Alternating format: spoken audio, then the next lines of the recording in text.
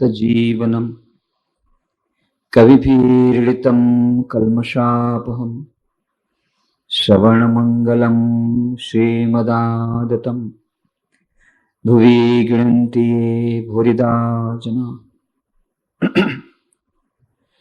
श्री रामकृष्ण कथामृत पर આપણે જે 52 ચર્ચાઓ કરી તેમાં આપણે જોયું કે કેવી રીતે શ્રી રામકૃષ્ણ દેવ પાસે માસ્ટર મહાશય આવે છે, એમને નવું જીવન મળે છે, આત્મહત્યાનો એમનો ઈરાદો બદલી જાય છે અને પછી ડાયરીમાં એમના ઉપદેશો લખીને રાખે છે, જે પાછળથી કથામૃત પુસ્તકાકારે પ્રકટ થાય છે અને અનેકોને નવજીવન બક્ષે છે।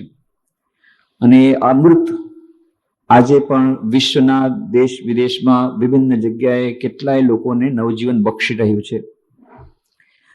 પ્રથમ ભાગના જે શ્રી રામકૃષ્ણ કથામૃતના 3 ભાગ છે, પ્રથમ ભાગના પ્રથમ ખંડના 5મા અધ્યાયનું આપણે અધ્યયન કરી રહ્યા છીએ, જેમાં શ્રી રામકૃષ્ણ દેવ ગૃહસ્થો માટે ભક્તોને ઉપદેશ આપે છે। ગૃહસ્થો માટેનો વિશેષ ઉપદેશ માસ્ટર મહાશય કહે છે, ઈશ્વરમાં કેવી રીતે મન જાય અને સંસારમાં કેવી રીતે રહેવું। એના ઉત્તરમાં શ્રી રામકૃષ્ણ કહે છે, સંસારમાં રહીને પણ ઈશ્વરની પ્રાપ્તિ થાય, પણ મોટા ઘરની કામવાળીની જેમ રહો, અનાસક્તિપૂર્વક કામ કરવા અને નિત્યાનિત્ય વસ્તુ વિવેક, જ્ઞાનયોગ, કર્મયોગ, નિત્ય હંમેશા ભગવાનનું નામ લેવું, ભક્તિયોગ અને ધ્યાન કરવું મનમાં, વનમાં અને ખૂણામાં, રાજયોગ, આ 4 યોગોના સમન્વયની વાત શ્રી રામકૃષ્ણ દેવ કરે છે। પછી શ્રી રામકૃષ્ણ દેવ કહે છે, સાથે સાથે વિચાર કરવાની બહુ જરૂર છે। કામ કાંચન અનિત્ય, ઈશ્વર જ એકમાત્ર નિત્ય વસ્તુ। રૂપિયાથી શું મળે? રોટલા, દાળ, કપડાં, રહેવાની જગ્યા, એટલું જ। એથી ભગવાન ન મળે, એટલે રૂપિયા જીવનનું ધ્યેય થઈ શકે નહીં। આનું નામ વિચાર। સમજો છો? શ્રી રામકૃષ્ણ દેવ કહે છે, સમજો છો? શ્રી રામકૃષ્ણને પણ શંકા હતી કે આ સમજશે નહીં આ લોકો એટલા જલ્દી। આજે 100 વર્ષ પછી તો હજી આપણા માટે આ સમજવું બહુ જ મુશ્કેલ। આપણા માટે અત્યારે પૈસો જ પરમેશ્વર છે। પૈસા વગર એક ડગલું ન આગળ ચાલી શકીએ। પૈસો જ જીવનનું એકમાત્ર લક્ષ્ય છે। અને કહે છે, કામ કાંચન અનિત્ય, પૈસો પણ અનિત્ય છે અને એટલે એનો ત્યાગ કરવો। ઈશ્વર જ એકમાત્ર નિત્ય વસ્તુ। રૂપિયાથી શું મળે? રોટલા, દાળ, કપડા, રહેવાની જગ્યા, એટલું જ। પણ શ્રી રામકૃષ્ણ તો 100 વર્ષ પહેલાની વાત કરે છે, હવે તો ઘણું બધું મળે। પૈસા દ્વારા શું ન મળે? બધું મળે। ત્યારના જમાનાની વાત અલગ થઈ ગઈ। અત્યારે તો પૈસા દ્વારા રોટલા, દાળ મળે, કપડા મળે, રહેવાની જગ્યા મળે, આલિશાન બંગલો મળે, આલિશાન ગાડી મળે। 35 લાખ રૂપિયાની ગાડી હમણાં નવી આવી છે બજારમાં।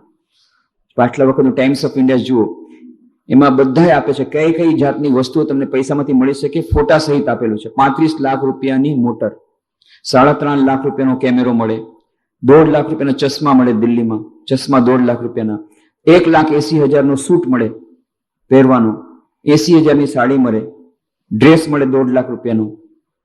શું ન મળે? બધું મળે છે પૈસા દ્વારા। કેટલી બધી વસ્તુ મળે, વીસીઆર મળે, ટીવી મળે। આપણે શોખ, મોજ શોખના આટલા બધા સાધનો વિશ્વના કોઈ પણ ઇતિહાસમાં ક્યારે નહીં થયા એટલા સાધન સામગ્રી આજે મળે છે દુનિયામાં। કન્ઝ્યુમર માર્કેટ બની ગયું છે, એના માટે કેટલી એડવર્ટિઝમેન્ટ આવે છે। આટલી બધી જાતના પદાર્થો છે, રેફ્રિજરેટર માંડી, એર કન્ડિશનર, સુખ સગવડોના સાધનો, બ્યુટી પ્રોડક્ટ્સ, બ્યુટી હેર કેરથી માંડી, હેર ઓઇલથી માંડી અને ક્રીમથી માંડી, કપડા, વિવિધ જાતના મોટર, ગાડી, કેટલી બધી જાતની વસ્તુઓ પૈસામાંથી મળે। એટલું જ નહીં, આધુનિક માનવ કહે છે પૈસાથી શું ન મળે? નોકરી મળે, ટ્રાન્સફર મળે, પોસ્ટિંગ મળી જાય તરત। જાઓ તમે પટનામાં, સૌથી વધારે ઇફિશિયન્ટ ડિપાર્ટમેન્ટ છે, બધા કહે છે બિહાર સૌથી પછાત છે, પણ સૌથી વધારે ઇફિશિયન્ટ બિહાર સરકાર જેવી ઇફિશિયન્ટ સરકાર તમને નહીં મળે। 24 કલાકની અંદર તમારો ટ્રાન્સફરનો ઓર્ડર તમારા હાથમાં આવી જાય. ચીફ મિનિસ્ટર પોતાની સાથે ફાઇલ લઈને જાય છે હેલિકોપ્ટર, ત્યાં સિગ્નેચર કરાવે છે. ફક્ત તમારે એના રેટ બાંધેલા છે, એના સેક્રેટરીના ટેબલ પર એ કાગળ ટાઈપ કરેલો છે. 3.5 લાખ રૂપિયા પોસ્ટિંગના, 1.5 લાખ રૂપિયા ટ્રાન્સફરના, બધું તમારે એમાં કોઈ જાતની છેતરવાની બીક જ નથી. બધાએ ફિક્સ આપી દીધા અને તમારે કેશમાં જ આપવાના છે. બ્લેકના તમે રૂપિયા ઇઝીલી આપી શકો, તમારે કોઈ ચેક કે સવાલ નથી. એ ત્યાં ટેબલ ઉપર આપવાના છે. અહીં બીજું કઈ નહીં, ટેબલ નીચે આપવા કે એવું બધું કઈ બીકની કઈ વસ્તુ નથી, કોઈ લાજ શરમ નથી. તમે બસ રૂપિયા આપી દો ટેબલ ઉપર, આ રૂપિયા લખેલા છે, કોઈ છેતરામણી નથી. આવતીકાલે તમે ઓર્ડર લઈ જાઓ. એ સેક્રેટરી જાશે ચીફ સેક્રેટરી સાથે, ચીફ મિનિસ્ટરની સાથે હેલિકોપ્ટરમાં બેઠા બેઠા બધી ફાઇલમાં સિગ્નેચર કરાવી લે છે. બીજે દિવસે ઓર્ડર. આટલું નહીં તો કમસે કમ 6 મહિના લાગે ટ્રાન્સફરમાં, 3 મહિના 1 વર્ષ લાગે પોસ્ટિંગમાં. 24 કલાકની અંદર તમને ઓર્ડર મળે. રૂપિયા બસ ખર્ચો કરવાનો. રૂપિયાથી ટ્રાન્સફર થાય, પોસ્ટિંગ મળે, નોકરી મળે. અને આધુનિક માનવ કહે છે, અરે પૈસાથી પરમેશ્વર મળે. પૈસો જ પરમેશ્વર છે અને પૈસો હશે તો ભગવાનને ખરીદી લેશું. હા, કેવી રીતે? બસ પૂજારીને 100ની નોટ દેખાડશું, પાછલા દરવાજેથી સ્પેશિયલ દર્શન કરાવશે અને 56 ભોગનો વિશેષ પ્રસાદ મળશે. પૈસો હશે તો બધું થશે. તમે જાઓ, એમને જાઓ તો પૂજારી તમે જોશે નહીં. ચલો ચલો ધક્કા મૂકી કરીને જ્યાં નોટ દેખાડો એકદમ એની ભાષા બદલાઈ જશે. બધી જગ્યાએ મંદિરોમાં જાઓ, મોટા ભાગના મંદિરોમાં ભાષા જ આખી બદલાય. જ્યાં નોટ દેખાડી તરત ફટાફટ એના માટે સ્પેશિયલ લાઈન છે બધી જગ્યાએ. તિરુપતિ બાલાજીના મંદિરમાં વીઆઈપી માટેના અલગ દર્શન, બધી જગ્યાએ વીઆઈપી માટે છે. એક રામકૃષ્ણ મંદિરમાં જ્યાં વીઆઈપી દર્શનની કઈ વાત નથી, બાકી બધી જગ્યાએ વીઆઈપી દર્શન માટે અલગ. તમે રૂપિયા આપો એટલે તરત તમે સ્પેશિયલ દર્શન, સ્પેશિયલ ભોગ, પ્રસાદ. પૈસા દ્વારા શું ન મળે? શ્રી રામકૃષ્ણની વાત ગળે ઉતરે એવી નથી. કે છે રોટલા દાળ કપડા રહેવાની જગ્યાએ એટલું જ, એથી ભગવાન ન મળે.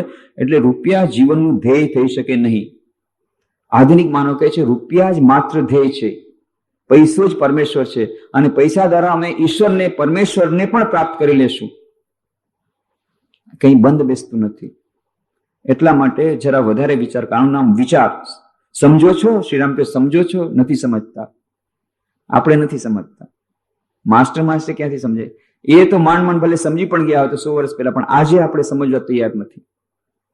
શ્રી રામકૃષ્ણ ઇમ્પ્રેક્ટિકલ. એ તો પાગલ, એ તો પાગલની જે બકબક કરે, આપણે એની વાત સાંભળવાની. એનું નામ જ હતું પાગલ બ્રાહ્મણ. બધા કહે છે પાગલ બ્રાહ્મણ. છોટો ભટ્ટાચાર્ય, છોટો નાનો પૂજારી તો પાગલ થઈ ગયો છે. કેમ? એને બધા કામ જ એવા છે. ગંગા કિનારે બેસી અને એક હાથમાં રૂપિયા રહે છે, સિક્કા, ચાંદીના સિક્કા, અને એક હાથમાં માટી. ટાકા માટી. ટાકા એટલે રૂપિયા કહેવાય બંગાળીમાં. ટાકા માટી, માટી ટાકા બંને મેળવી અને ગંગા નાખીએ. વળી પાછા પૈસા લીધા, વળી પાછા માટી. ટાકા માટી, માટી ટાકા ગંગામાં નાખ્યા. દરરોજ આવી રીતે કરે. હવે આને પાગલ નો કહ્યો તો શું કહ્યો? આપણે હોય તો ત્યારે તરત જ ડૂબકી મારીને રૂપિયા કાઢી લઈએ. તો સારું છે, અત્યારે રામકૃષ્ણ ત્યારના વખતમાં આપણે આપણી સામે જો કરે તો તરત જ ડૂબકી મારીને રૂપિયા બધા માટી ટાકા અલગ અલગ કરીને તરત જ ટાકા લઈને માટી ફેંકી દે. આપણે ટાકા માટી એક સાથે હોય એમાંથી ટાકા લાવવાની વાત કરે છે ને અહીંયા ઊંધું કરે છે. ટાકા માટી મેળવી દઈ અને બંને એક જ છે એમ સમજીને ફેંકે છે. એમ કરતા કરતા કરતા કરતા એવું થઈ ગયું કે માટી અને રૂપિયા એક જ છે. એટલું જ નહીં, એટલો ઘૃણાનો ભાવ પૈસા પ્રત્યે આવી ગયો શ્રી રામકૃષ્ણ દેવને કે કોઈ પૈસા સંઘરી તો ન શકે. એમનો પગાર હતો પૂજારી તરીકેનો. કોઈ દિવસ સેલેરી રજિસ્ટરમાં સિગ્નેચર કરવા ન ગયા કે દેવા હશે તો દેશે, મારે સેલેરી સિગ્નેચર નથી કરી. પૂજા કરી જાય છે. પછી ત્યાં ખજાનચી સમજી ગયા, પોતે ત્યાં રૂપિયા માં શારદાને દઈને આવે છે. એ પછી બંધ કરી દીધું રામકૃષ્ણ દેવના મહાસમાધિ પછી. એ 7 રૂપિયા પગાર માંડ. એ વખત 7 રૂપિયા પગારમાં બધું ચલાવે, કોઈ પાસે માંગને નહીં. એ 7 રૂપિયા પણ પગાર સેલેરી સ્ટ્રક્ચર, સેલેરી રજિસ્ટરમાં ક્યારેય સિગ્નેચર નથી કરી. જે આવે એમાંથી ચલાવે છે. અને પછી ધીરે ધીરે પૈસા પ્રત્યે એટલો અણગમો થઈ જાય છે. પૈસા પોતે સંઘરતા નથી, પોતાની પાસે રાખતા નથી, પૈસાનો સ્વીકાર કરતા નથી. એટલે હદ સુધી કે કોઈ પૈસાનો સ્પર્શ કરે તો એક સમય એવો હતો એમના જીવનમાં કે જ્યારે તેઓ પૈસાનો સ્પર્શ પણ સહન કરી શકતા નહીં. જાણે વીછીનો ડંખ લાગે છે. વીછી ડંખ મારે તો કેવી વેદના થાય, એવી વેદના થાય છે. વેદના થાય છે. ધાતુનો સ્પર્શ શરીરમાં થાય તો એમના જે પૂરી સિસ્ટમ એવી થઈ ગઈ છે, નર્વસ સિસ્ટમ, એમનું શરીર અને મન એવી રીતે કેળવાયેલું છે કે ધાતુના સ્પર્શ માત્રથી એટલી બધી વેદના થાય છે, જાણે વીછનો ડંખ લાગ્યો અને હાથ આડાવડા થઈ જાય છે, હાથ આડાવડા થઈ જાય છે. અને આ વાત જયારે નરેન્દ્રનાથ સાંભળે છે, કહે છે, તમે લોકો બધા બેવકૂફ, ભક્ત બનો છો એટલે બેવકૂફ બની જાઓ છો. તમારા લોકોની આ જ વાત નથી ગમતી. તમે લોકો બહુ ઇમોશનલ બની જાઓ, ભક્ત બનો, પણ તમે આવા ભાવુક કેમ બની જાઓ છો? અતિશયોક્તિ ભરી વાત કેમ કરો છો? ઠીક છે, તમે તમારા ગુરુ પ્રત્યે સન્માન દેખાડવા માંગો છો, પણ એમાં અતિશયોક્તિ શું કરવા કરવી જોઈએ? ભાવનામાં કેમ વહી જાઓ છો? તમે એમ કહો કે ભાઈ અમારા ગુરુ રામકૃષ્ણ દેવ એ ત્યાગીશ્વર છે, મહાન ત્યાગી છે, એ પૈસા પોતાની પાસે રાખતા નથી, એ પૈસાનો સંગરતા નથી, પૈસાનો સ્વીકાર કરતા નથી, તો ઠીક છે. આવી બધી વાતો શું કરવા ચલાવો છો કે ધાતુનો સ્પર્શ થાય અને હાથ હાડા થઈ જાય અને વીછીનો ડંખ લાગે એવી વેદના થાય? આવું કઈથી બની શકે? ખોટે ખોટી વાતો તમે કરો છો. નરેન્દ્રનાથ એ તો વિજ્ઞાનના વિદ્યાર્થી, કોલેજના સ્ટુડન્ટ, સ્વીકાર નથી કરતા. પછી એક દિવસે જયારે શ્રી રામકૃષ્ણ દેવ ગયા હતા બહાર દક્ષિણેશ્વરના મંદિરમાં, એ પંચવટી તળે બીજે ક્યાંય ભક્તો સાથે ગયા હતા, બસ જોયું ઓરડામાં કોઈ નથી. નરેન્દ્રનાથે જોયું, આ તક મળી ગઈ, ચાલો. કોઈ કરતા કોઈ, ચારે તરફ જોયું, કોઈ નથી જોતું, કોઈ નથી જોતું. બસ શ્રી રામકૃષ્ણ દેવ, બે પાઠ છે, આજે પણ એ પાઠ છે. એક નાનકડી પાઠ પર શ્રી રામકૃષ્ણ બેસતા અને એક બીજી મોટી પાઠ પર શ્રી રામકૃષ્ણ વિશ્રામ કરતા, શયન કરતા. તો જે પાઠ પર શ્રી રામકૃષ્ણ બેસતા એની નીચે ગાદલું હતું, ગાદલાની નીચે ચટાઈ હતી, ચટાઈની નીચે એક સિક્કો સંતાડી દીધો, બસ, અને ખૂણામાં ઉભા રહી ગયા, જોઈએ શું થાય છે. શ્રી રામકૃષ્ણ આવ્યા, ભક્તોની સાથે આવી અને જ્યાં બેસવા જાય છે, અચાનક જાણે વીછીનો ડંખ લાગ્યો, ઉભા થઈ જાય છે. તો બધાએ જોયું, ગાડલું, ચાદર જોઈ, ક્યાંય નથી, ચાદર ઝપટી, કાંઈ નથી. વળી પાછા બેસે, પાછું જાણે કે વીછીનો ડંખ લાગે છે કે ના, જુઓ જુઓ, સારી રીતે જુઓ. પછી બધાએ ગાડલું ઉપાડ્યું, ચટાઈ ઉપાડી અને બધું ખંખેર્યું, ખનન કરીને પેલો રૂપિયો નીકળ્યો. હવે સમજાયું કે આ રૂપિયાને કારણે શ્રી રામકૃષ્ણ બેસી નહોતા શકતા, વીછીનો ડંખ લાગતો હતો. બધા જોવા લાગે, ક્યાં ભાઈ આ રૂપિયો કોણે રાખ્યો? ચારે તરફ બધા જોયે છે. શ્રી રામકૃષ્ણ જોયું, જુએ તો ખૂણામાં નરેન્દ્રનાથ ઉભા છે, મોઢું નીચું કરીને. શ્રી રામકૃષ્ણ સમજી ગયા. એની તરફ જોઈને કહે છે, વાહ બેટા વાહ, બહુ કર્યું, સરસ કર્યું, સારું કર્યું. ગુરુની પરીક્ષા કરી લેજો, ગુરુને સારી રીતે જોઈ લેજો, કસોટી કરી લેજો અને પછી ગુરુનો સ્વીકાર કરજો. તે ઠીક કર્યું બેટા, બહુ ઠીક કર્યું. અપ્રસન્ન ન થયા. આ જે પરીક્ષા, કેટલી બધી વાર પરીક્ષા કરી નરેન્દ્રનાથે. પાછળથી સ્વામી વિવેકાનંદ નામ શ્રી રામકૃષ્ણ શિષ્ય બન્યા, પણ પેલા કેટલી બધી વાર પરીક્ષા કરી. તો શ્રી રામકૃષ્ણ દેવે પોતાના જીવનમાં એવો ત્યાગ કર્યો હતો પૈસાનો, એ પૈસાના ત્યાગના બળ પર એ કહી શકે કે હા, પૈસાનો ત્યાગ કરવો જોઈએ. એ જ્યારે કહે છે ત્યારે એમાં કંઈક વજન છે. બીજા ગમે એટલા લોકો કે પૈસાના ત્યાગની વાત કરે અને પછી જે ગાદી પર બેસી અને વાત કરતા હોય એની નીચેથી તમને મળે 10,000 રૂપિયા, 1,000 રૂપિયાના બંડલ મળે, એની કોઈ અસર ન થાય. પણ શ્રી રામકૃષ્ણ જ્યારે કહે છે ત્યારે આપણે ખૂબ ગંભીરતાપૂર્વક વિચાર કરવો પડે. પોતાના જીવનના અનુભવના આધાર પર કરે છે કે મેં એક પૈસો સંઘાર્યો નથી, પૈસાને હું અડી શકતો નથી, અને તેમ છતાં એટલો આનંદ, એટલો આનંદ, એટલો આનંદ, અનંત આનંદમાં હંમેશા વિચરણ કરે છે, સમાધિ અવસ્થામાં રહે છે. આપણને એમ થાય છે પૈસા વગર કોઈ માણસને આનંદ મળી શકે? પૈસા વગર એક ડગલું આગળ ન ચાલે. આનંદનું એક માત્ર સાધન છે પૈસો. આપણા જીવનમાં આપણે એમ વિચાર કરીએ છીએ, અને અહીંયા શ્રી રામકૃષ્ણના જીવનમાં આપણે શું જોઈએ છે? પૈસાનો સ્વીકાર કરતા નથી, પૈસાનો સ્પર્શ સહન કરી શકતા નથી, ધાતુનો સ્પર્શ સહન કરી શકતા નથી. લક્ષ્મીનારાયણ મારવાડી એકવાર આવ્યા, આવીને જોઈએ છે શ્રી રામકૃષ્ણની ચાદર મેલી થઈ ગઈ છે. પછીના જ વખતની વાત છે, જ્યારે મથુરબાબુ વિશ્વાસ, જ્યારે એમનું શરીર ચાલ્યું ગયું, જ્યારે સુધી મથુરબાબુ વિશ્વાસ જીવતા હતા ત્યારે તો રામકૃષ્ણની ખૂબ સેવા કરતા. એ તો રામકૃષ્ણ સાક્ષાત ઈશ્વર માનતા, રાણી રાસમણીને જમાઈ. પણ એમના નિધન પછી ત્રૈલોક્ય બાબુ એ બધા એમાં કંઈક વિશેષ એમને શ્રદ્ધા નહોતી, અને એના પછી શ્રી રામકૃષ્ણની સેવા બરાબર થતી નહોતી. સેવક પણ નહોતા કોઈ બરાબર. ચાદર મેલી હતી. તો શ્રી રામકૃષ્ણ કહે છે કે શ્રી રામકૃષ્ણે કહ્યું લક્ષ્મીનારાયણ મારવાડી, અરે રે, અરે જુઓ તો ચાદર આટલી મેલી છે, તમારી કોઈ સેવા નથી કરતું. અમારા દેશમાં તો અમે લોકો સાધુઓને ખૂબ સન્માન આપ્યું, એટલે મારવાડમાં, રાજસ્થાનમાં અહીંયા બંગાળમાં તમે લોકોને કોઈ સેવા નથી કરતું, આટલા મહાન તમે મહાત્મા. જુઓ અમારા દેશમાં અમે લોકો શું કરી ખબર છે? અમે લોકો સાધુઓની સેવા કરીએ એટલા માટે થઈને અમે ફિક્સ ડિપોઝિટમાં થોડા પૈસા જમા કરાવી દઈએ, ઇન્વેસ્ટ કરી દઈએ, અને પછી એનું ઇન્ટરેસ્ટ આવે તો એના ઇન્ટરેસ્ટમાંથી, એના વ્યાજમાંથી પછી તમારી સેવા બહુ સરસ ચાલતી રહેશે. આવી સેવા અમે ઘણા બધા સાધુને કરી છે. એટલે મેં નક્કી કર્યું છે તમારા નામે હું 10,000 રૂપિયા જમા કરાવી દઈશ. એનું વર્ષે 40 રૂપિયા વ્યાજ આવશે, દર મહિને 40 રૂપિયા વ્યાજ આવશે. ક્યાં 7 રૂપિયા મહિને પગાર અને 40 રૂપિયા મહિને એમને વ્યાજમાં મળશે.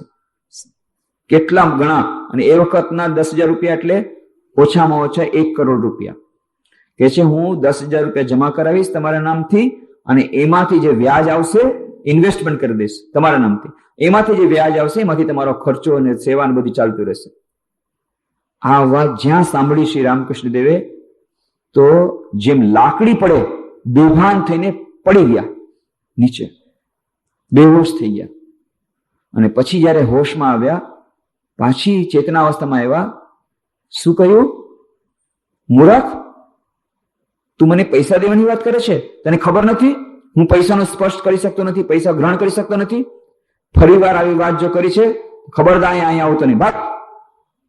વિચાર કરો, આપણે હોઈએ તો શું થાય?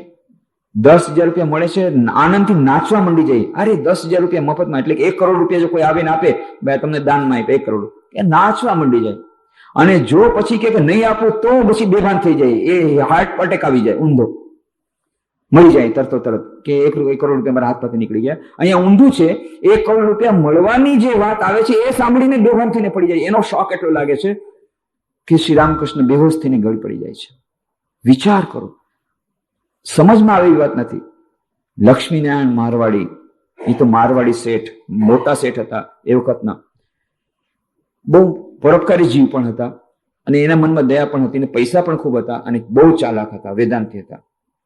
એને કીધું કે મેં તો સાંભળ્યું કે તમે વેદાંતી છો, તમે તો વેદાંતની સાધના કરી છે. અરે વેદાંતમાં તો શું કે છે? બધું બ્રહ્મ છે. પછી તમારા માટે ત્યાજ્ય શું છે? આ પૈસા પણ બ્રહ્મ છે. તો બ્રહ્મનો કેમ તમે સ્વીકાર કરતા નથી?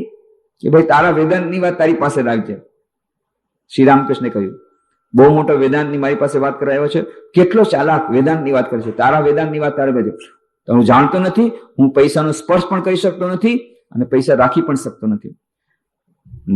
મારવાડી જાય એવો નહીં. લક્ષ્મીનારાયણ, ઠીક છે, તો તમે નહીં તો તમારો સેવક છે હૃદયરામ, એના નામથી રાખી દઈશ. બસ. કે નહીં, એ પણ નહીં બને. હૃદયરામને તમે આપશો તો એ મારી સેવામાં લગાડવાના છે, તો એનું થયું નહીં, એની સેવામાં પણ નહીં લાગી શકે. હૃદયરામ તો બિચારો આમ બહુ ખુશ થતો, હાલો મારા નામથી પાછા 10,000 રૂપિયા બાદ. એ આ મામાએ બધો ખતમ કરી નાખ્યો ખેલ. બહુ ગાળો આપી પાછળથી રામકૃષ્ણ દેવને. કેટલા સરસ, આટલું સરસ હતું. કારણ કે હૃદયરામને પૈસાની બહુ લાલચ, કે આ બધો ખેલ બગાડી નાખ્યો. 10,000 રૂપિયા, 1 કરોડ રૂપિયા જમા થવાના તેના નામમાં. મામાએ કીધું, રામકૃષ્ણ દેવ એમના ભાણેજ હતા, એની સેવા કરતા નહીં. ગાયજો જાય નહીં. લક્ષ્મીનારાયણ, ઠીક છે, કાંઈ નહીં, તો હું માં શારદા દેવીને દઈ આવીશ, તમારી પત્નીને. શ્રી રામકૃષ્ણ કે તમે એ તમારે જે કરવું એ કરો, હું લેવાનો નથી. બસ. લક્ષ્મીનારાયણ ઉપડ્યા સામે નવબત ખાનામાં, માં શારદા દેવીને મળ્યા. માં શારદાને કે જુઓ કે આવી રીતે આ મેં વિચાર કર્યો છે, 10,000 રૂપિયા હું લઈને આવ્યો છું, કોથળી લઈને આવ્યો, ભરીને જ આવ્યો, કે બસ પછી હવે દેય જ દેવા છે. કોથળી લઈને આવ્યો અને કે છે આવી રીતે 10,000 રૂપિયા તમે રાખો.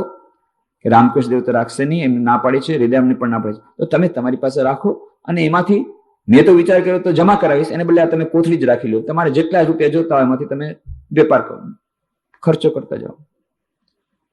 એને એમ કે માં શારદા દેવી ગામડાની છોકરી, એને આપણે ભોળવી દેશું. માં શારદા દેવી રામકૃષ્ણ ધર્મપત્ની શું કે છે? શેઠજી, જો આ પૈસા હું લઉં તો હું તો એમની જ સેવામાં વાપરીશ, મારી પાસે સેવામાં તો વાપરીશ નહીં, તો એમનું જ લેવાનું થયું, હું કેવી રીતે લઈ શકું? અને હું તો એમની અર્ધાંગીની છું. હું જો લઉં તો એમનું જ લેશે. એમણે જયારે ના પાડી છે તો મારાથી લેવાય નહીં. લક્ષ્મીનારાયણ મારવાડીની બધી સ્કીમ ફેલ ગઈ, પણ પાછો હાર માનતો નથી. આ કોથળી લઈને પાછો આવ્યો રામકૃષ્ણ દેવ પાસે, કે આ જો માં શારદાને ના પાડી દીધી, હીરામને ના પાડી દીધી, તમે કાંઈ નહીં, હવે વ્યાજની વાત છોડી દો, આ રૂપિયા તમે રાખો. હું એકવાર તમારા નામથી લઈને આવ્યો છું, હવે હું પાછો લેવાનો નથી, આ રાખ્યો. અને જ્યાં મૂક્યું, શ્રી રામકૃષ્ણ જોર જોરથી રડવા માંડી ગયા. જોર જોરથી રડે છે, માં તું કેવા કેવા લોકોને મારી પાસે આવે છે, મારી પરીક્ષા કરાવે છે. અને રામકૃષ્ણ રડતા જોઈ અને હાય હેપતાઈ ગયો લક્ષ્મણ મારવાડી અને साष्टांग प्रणाम करा, महात्मा जी माफ कीजिए, महात्मा जी माफ कीजिए, हम आपको दुख देना नहीं चाहते थे, हम आपको दुख देना नहीं चाहते थे. तुरंत रुपया लेने पलायन થઈ ગયો, कोथरी लेने भागो, हमको माफ कर दीजिए, हमको माफ कर दीजिए. શ્રી રામકૃષ્ણ દેવ ત્યાગી. એટલા જ માટે રોજ ખંડન ભવવંદન આરતીમાં ગાઈએ છીએ. સ્વામી વિવેકાનંદે જે આરતી પોતે તૈયાર કરી છે, ત્યાગીશ્વર હે નરવર દેહો પદે અનુરાગ. ત્યાગીઓના બાદશાહ આજ સુધી વિશ્વના ઇતિહાસમાં ત્યાગનું આવું ઉદાહરણ કોઈએ નથી બતાવ્યું. કેમ? ડિમોન્સ્ટ્રેશન કર્યું છે એટલા માટે હાઈએસ્ટ આઈડિયલ બતાવી દીધો, હાઈએસ્ટ આદર્શ, ઉચ્ચતમ આદર્શ બતાવી દીધો. અને પહેલેથી જ એમણે કહ્યું કે મેં જેટલું કર્યું એટલું તમે લોકો નહીં કરી શકો. મેં 16 આના કર્યું છે, તમે 1 આના કરો. એટલું ઉચ્ચ બતાવ્યું છે કે 1 આના પણ આપણા માટે કઠિન છે. હવે તો પૈસા આવી ગયા, 1 નવો પૈસો પણ કઠિન છે, 1 ટકો પણ નથી. એટલું ઉચ્ચ આદર્શ પણ શ્રી રામકૃષ્ણ દેવે પોતાના જીવનની પ્રયોગશાળામાં કરીને બતાવ્યું. પૈસા વગર રહી શકાય છે, ખૂબ આનંદથી રહી શકાય છે, અનંત આનંદમાં રહી શકાય છે, મુહુર્મુહ સમાધિમાં જઈ શકાય છે અને હંમેશા એવા આનંદમાં રહી શકાય છે જે આનંદની કોઈ સીમા નથી. પોતાના જીવનની પ્રયોગશાળા કરીને બતાવ્યું. અને પૈસા પ્રત્યે કેટલી ઘૃણા હોઈ શકે, પૈસો એ કેટલી નિકૃષ્ટ વસ્તુ છે, પૈસો કેટલી હેવી વસ્તુ છે. માટી ટાંકા માટી કરતા કરતા એમના દરેક રક્ત કણમાં એવું થઈ ગયું છે. હોલ સિસ્ટમ, આખી નર્વસ સિસ્ટમ એવી થઈ ગઈ છે કે સિસ્ટમ સ્પર્શ કરવા માંગતી નથી. સ્પર્શ કરે છે પૈસાનો અજાણતા તો જાણે વિષનો ડંખ લાગે છે. આવી જાતનું અદ્ભુત આપણને ઉદાહરણ ક્યાંય મળતું નથી. શ્રી રામકૃષ્ણ. એટલા માટે શ્રી રામકૃષ્ણ દેવનો અધિકાર છે, કહી શકે આપણને કે તમે લોકો માનો છો બધા આધુનિક માનવ વાળા પૈસો જ પરમેશ્વર છે, પૈસાની બહુ જરૂર છે, પણ એટલું યાદ રાખજો, પૈસો જીવનનું લક્ષ્ય નથી. પૈસો શું આપી શકે? રોટલા, દાળ. ઠીક છે, રોટલાને બદલે તમે 40 કોર્સનું ડિનર લઈ લ્યો. અત્યારે 1.5 લાખ એ કહે છે કે 10,000 રૂપિયાની એક પ્લેટ મળે. એક હોટલ ખુલી છે હમણાં પેરિસમાં, એક ડિનરના 10,000 રૂપિયા લાગે. 30-40 આઈટમ આપે, થોડુંક બિયર પણ છે એમાં, વિભિન્ન ટાઈપનું બધું છે એમાં. 10,000 રૂપિયા એક પ્લેટના. તો ઠીક છે, તમને સારામાં સારું ડિનર મળે, સારામાં સારા કપડા મળશે, સારામાં સારો બંગલો મળશે, સારામાં સારી ગાડી મળશે. પરંતુ રોબર્ટ ડી રો બહુ સુંદર વાત કરે છે માઇન્ડ એન્ડ મેડિસિનમાં. You can not purchase a small packet of peace of mind by any amount of money from any medical store. તમે દવાખાને જઈને કહો, ભાઈ એક મેડિકલ સ્ટોરમાં જઈને કહો અમે આ 100 રૂપિયા આપું છું અને થોડીક એન્ટીબાયોટિક ટેબ્લેટ આપો તો આપી દેશે. પણ તમે કહો આ 10,000 રૂપિયા આપું છું, મને થોડુંક શાંતિનું પેકેટ આપો. શાંતિનું પેકેટ વેચાતું મળતું નથી. આજે વિશ્વના જે દેશો અત્યંત સમૃદ્ધ છે, પૈસા મેળવવામાં ખૂબ આગળ વધી ગયા છે, એ લોકો સમજી રહ્યા છે કે પૈસો જીવનનું ઉદ્દેશ્ય હોઈ શકે નહીં. એ લોકોએ ટ્રેન ચૂકી ગયા, એ લોકોએ રોંગ નંબર ડાયલ કર્યો, એ સમજી ગયા છે. આખા વિશ્વમાં સૌથી સમૃદ્ધશાળી દેશો જાપાન, અમેરિકા અને સ્વીડન. આપણે તો એમ માનીએ છીએ H is directly proportional to M. જીવનમાં જેટલો પૈસો હશે એટલું જીવનમાં સુખ આવશે. પણ સ્ટેટિસ્ટિક એનાલિસિસ શું કહે છે? ત્યાં દેશો એવા છે વિશ્વમાં જ્યાં સૌથી વધારે પૈસો છે, સ્ટેન્ડર્ડ ઓફ લિવિંગ સૌથી હાઈએસ્ટ છે, પર કેપિટા ઇન્કમ સૌથી વધારે છે. કયા દેશો? અમેરિકા, જાપાન અને સ્વીડન. અને સ્ટેટિસ્ટિકલ એનાલિસિસ કરીને કહ્યું છે કે આખા વિશ્વમાં 3 દેશો એવા છે જ્યાં સૌથી વધારે આત્મહત્યા થાય છે. એ દેશોનું નામ શું છે? અમેરિકા, જાપાન અને સ્વીડન. અને 3 દેશો એવા છે જ્યાં સૌથી વધારે લોકો માનસિક તણાવમાં છે, માનસિક પેશન્ટ બને છે, મેન્ટલ પેશન્ટ બની રહ્યા છે, મેન્ટલ હોસ્પિટલમાં જઈ રહ્યા છે, સાયકિયાટ્રિસ્ટ પાસે જઈ રહ્યા છે, મેન્ટલી ડિસ્ટોર્ટેડ થઈ રહ્યા છે. એ 3 દેશો કયા છે? અમેરિકા, જાપાન અને સ્વીડન. ઊંધું થઈ ગયું. જે દેશમાં સૌથી વધારે પર કેપિટા ઇન્કમ છે એ દેશમાં સૌથી વધારે આત્મહત્યા થાય છે અને સૌથી વધારે મેન્ટલ પેશન્ટ બને છે. માણસ મેન્ટલ પેશન્ટ ક્યારે બને? માણસ આત્મહત્યા ક્યારે કરે? જ્યારે એનું સુખનું લેવલ 0 આવે ત્યારે. આનંદનું લેવલ જ્યારે 0 આવી જાય તો બસ પછી આનંદ સિવાય કોઈ માણસ રહી શકે નહીં. થોડોક પણ એને મનમાં જીવનમાં આનંદ મળતો ક્યાંકથી પણ, કોઈ પણ આશાની કિરણ ત્યાં સુધી માણસ આત્મહત્યા નહીં કરે. પણ જ્યારે આનંદ બિલકુલ નહીં હોય, કોઈ સુખ નથી, દુઃખ જ દુઃખ છે, ત્યારે માણસ આત્મહત્યા કરે છે. તો સૌથી વધારે દુઃખી દેશો કયા છે? અમેરિકા, જાપાન અને સ્વીડન. સૌથી વધારે પૈસાવાળા દેશો ક્યાં છે? અમેરિકા, જાપાન અને સ્વીડન. તો ઊંધું થઈ ગયું. H is inversely proportional to M. જ્યાં જેટલો પૈસા વધારે છે ત્યાં એટલું વધારે દુઃખ છે, ત્યાં સુખ એટલું ઓછું છે. શ્રી રામકૃષ્ણ દેવે 100 વર્ષ પહેલા ઇક્વેશન આપ્યું છે. આજે સાયન્ટિસ્ટ લોકો, સાયકોલોજીસ્ટ લોકો આ બધું પુરવાર કરી રહ્યા છે કે જે દેશમાં સૌથી વધારે પૈસો છે એ દેશમાં સૌથી વધારે દુઃખ છે. તેનો અર્થ એ નથી કે આપણા જીવનમાં પૈસાની આવશ્યકતા નથી, અવશ્ય છે. કેમ? શ્રી રામકૃષ્ણ કહે છે ભૂખ્યા પેટે ધર્મ નહીં થાય.